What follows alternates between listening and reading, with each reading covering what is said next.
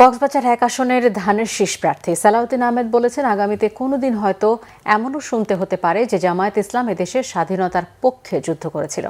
দুপুরে চকরিয়ার কোনাখালী ইউনিয়নের জঙ্গলকাটায় নির্বাচনী পথসভায় তিনি কথা বলেন। অভিযোগ করেন, চট্টগ্রামের জনসভায় জামায়াত আমির যে বক্তব্য দিয়েছেন সেখানে স্বাধীনতার ঘোষণা নিয়ে বিভ্রান্তিকর ও অসত্য তথ্য উপস্থাপন করেছেন তিনি। আজকে নতুন করে মুক্তিযুদ্ধের ইতিহাস বলা শুরু হয়েছে। একটি দল বাংলাদেশ জামায়াত ইসলামী, যারা স্বাধীনতার বিরোধিতা করেছিল এই দেশের, তারা এখন মুক্তিযুদ্ধের ইতিহাস বর্ণনা করা শুরু করেছে। গতকালকে সেই দলের আমির সাহেব বলেছেন এই দেশের স্বাধীনতার ঘোষণা নাকি রাষ্ট্রপতি, শহীদ রাষ্ট্রপতি জিয়াউর রহমান দেয় নাই, তৎকালীন মেজর জিয়া দেয় নাই, কর্নেল অলি সাহেব নাকি দিয়েছে। যে সমস্ত প্রলাপ বকা শুরু করেছে, এটা অস্বাভাবিক না।